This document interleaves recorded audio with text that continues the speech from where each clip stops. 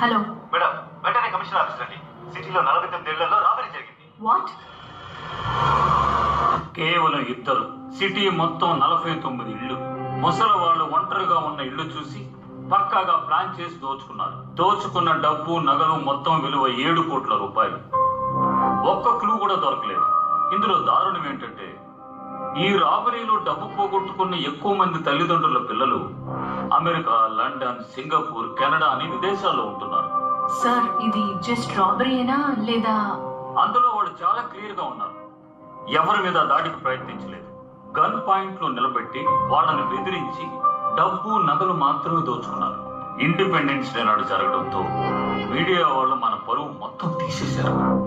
Gayatri sir, వీలైనంత త్వరగా నువ్వు ఈ కేసును క్లోజ్ చేయాలి. ముసలి వాళ్ళు ఒంటరిగా ఉన్న ఇల్లు చూసి పక్కాగా ప్లాన్ చేసి దోచుకున్నారు. కేవలం ఇద్దరు. సిటీ మొత్తం 49 ఇళ్ళలో ఉన్న ఇల్లు చూసి పక్కాగా ప్లాన్ చేసి దోచుకున్నారు.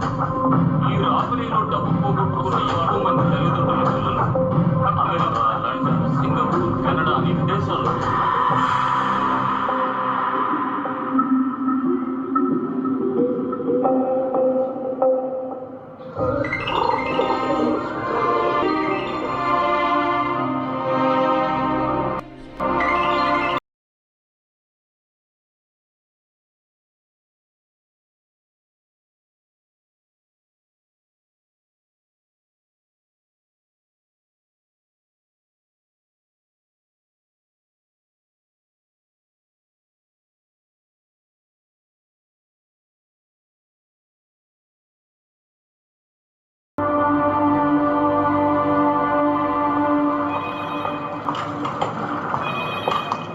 మేడం, మీరు అనుమానించింది కరెక్టే. Same gang, same robbery. Madam, robbery జరిగింది మొత్తం 49 ఇళ్ళు కావు. బామ్మగారి ఇంటితో కలిపి 50 ఇళ్ళు. బామ్మగారికి గాయం అవడం వల్ల కంప్లైంట్ ఇవ్వలేదు మేడం. ఓ డాక్టర్, ప్రాబ్లం ఏం లేదుగా? ఒక చిన్న మైనర్ హెడ్ ఇంజరీయే. ఎక్స్టర్నల్ బ్లడ్ లాస్ అయింది. అందువల్ల కాస్త అన్కాన్షియస్ గా ఉన్నారు. ఎప్పుడు స్పృహ వస్తుందో ఇప్పుడే ఖచ్చితంగా చెప్పలేము. Otherwise nothing to worry. Thank you doctor. Madam, phone చేయండి మేడం. చంద్రు సార్తో మీరు పడిన గొడవ గురించి ఆలోచించడానికి ఇది టైం కాదు మేడం. వెంటనే కాల్ చేయండి madam, please.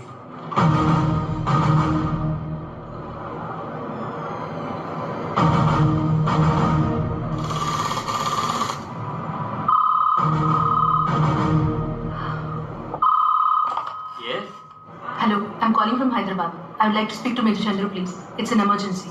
He already left for Hyderabad. It's been 7 hours. I guess he'll be there by morning. Okay. ఏమైంది మేడం? తను ఆల్రెడీ బయలుదేరాడట. అసలు మీరేమంటున్నారు? మనకి ఇప్పుడేగా తెలిసింది. ఎంతలో ఆయన కదా. నీకు వాడి గురించి తెలియదు. నీ గుర్తుందా కుమార్? రౌడీ కాశీ తమ్ముడు గుణ.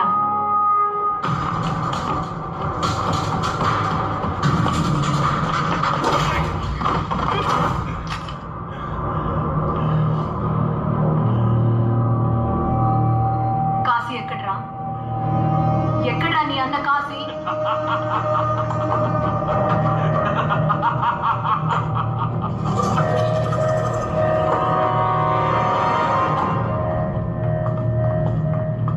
నన్ను పట్టుకోవడానికి నువ్వు ఎన్ని స్కెచ్లు వేశావు. నా మొదటి స్కెచ్కే నువ్వు దొరికిపోయావు, చూసావా? అది ఈ గుణాన్ని. జాలీగా మాల్కి షాపింగ్ చేయడానికి వచ్చి నిన్ను ఒక డైవర్ట్ చేస్తున్నాడంటే కొంచెం అయినా ఆలోచించడం మానేసి గన్ను పట్టుకుని వచ్చేస్తావా? ఆవేశం ఉంటే చాలు, బుర్ర ఉపయోగించాలి. www.cinevase.com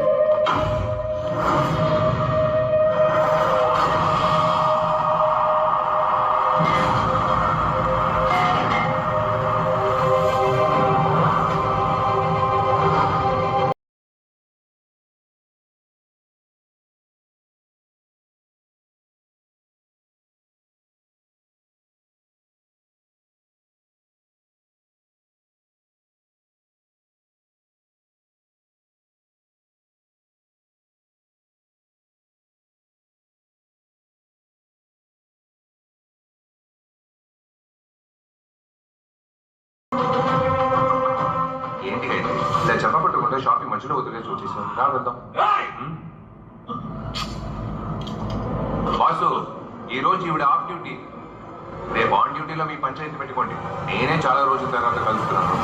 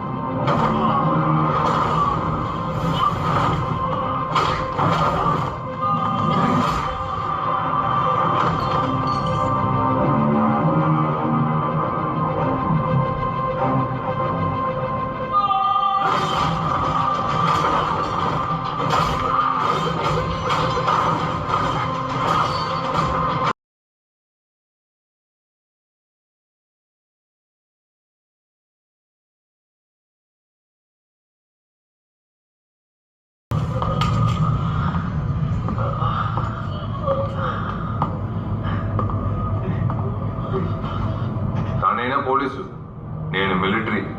ఇంకోసారి తనతో అనవసరంగా గొడవ పడ్డారని తెలిసిందో కుమ్మడం కాదు, నీ అబ్బ కాల్చి పారేస్తాను. వస్తా. ఇందా వెళ్దాం పద. కరెక్ట్ టైంకి వచ్చావు. మరి నీకో ప్రాబ్లం అంటే చూస్తూ ఊరుకుంటానా? లేపేస్తాను రా.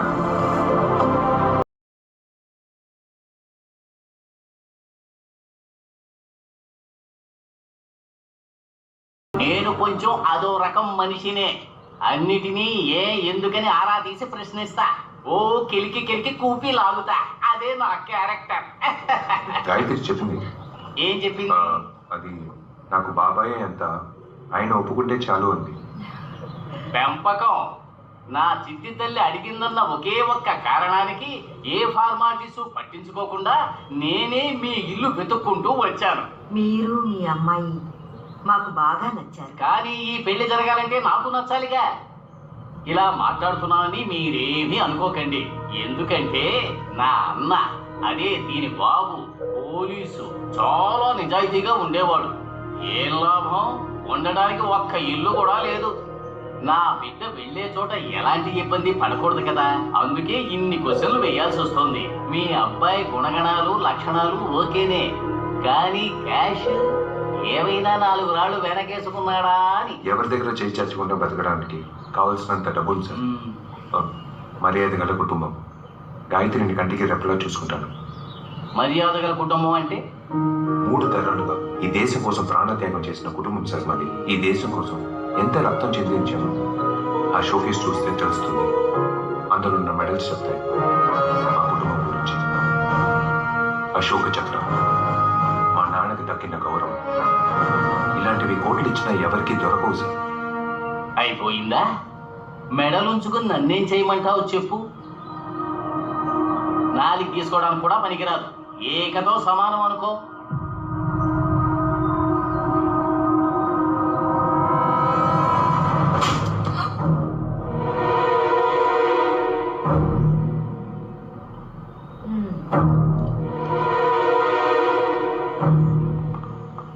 చంద్రు, ఏం చేస్తున్నావు? వయసులో పెద్ద అనే మర్యాద లేకుండా నా బాబాయ్ని కొడతావా? ఎవరు? ఈయన వయసులో పెద్ద పెద్ద మనిషి నేను చెప్పుకుంటే సరిపోదు, దానికి తగ్గట్టు బిహేవ్ చేయాలి. నీ మొహం చూసి ఈయన్ని వదిలేస్తున్నాను. తీసుకెళ్ళిపో. How dare you! ఈయన నాకు నాన్నతో సమానం. క్షమాపణ అడుగు. క్షమాపణ? నయం చంపకుండా వదిలేశాడు. ఆ మెడల్ని ఒక్కోసారి చూస్తున్నప్పుడు మా నాన్న నాతోనే ఉన్నట్టుంటుంది. దాని గురించి తప్పుగా మాట్లాడుతున్నాను. అవును, ఆయన మాట్లాడింది తప్పే. కానీ నువ్వు ఆయన క్షమాపణ అడిగే వరకు నేనెప్పటికీ నీ మొహం చూడను, ఈ ఇంట్లోకి అడుగు పెట్టను.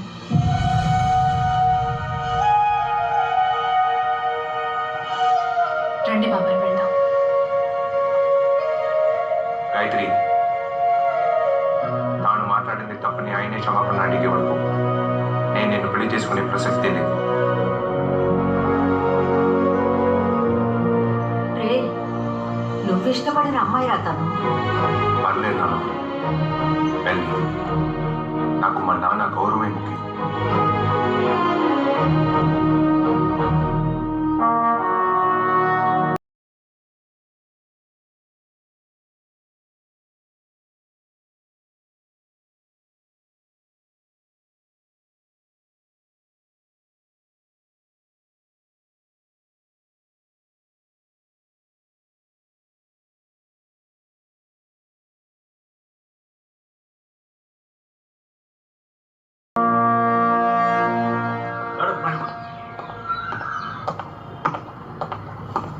చంద్రు, నేను నీకు ఫోన్ చేశాను, కానీ నువ్వు ఆల్రెడీ బయలుదేరిపోయావన్నారు. నానమ్మకి ఏం కాలేదు, minor head injury, nothing serious. హాస్పిటల్లో ఉన్నారు, షీల్ బి ఫైన్.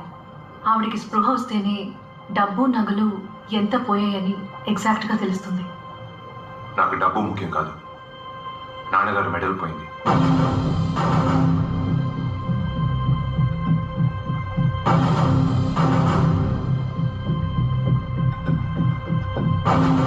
నాకది కావాలి. ఎవరు? తెలీదు. మొత్తం కలిపితే 50 ఇళ్ళు ప్లాన్ చేశారు. నాన్నమ్మ ఏ హాస్పిటల్ ఉంది?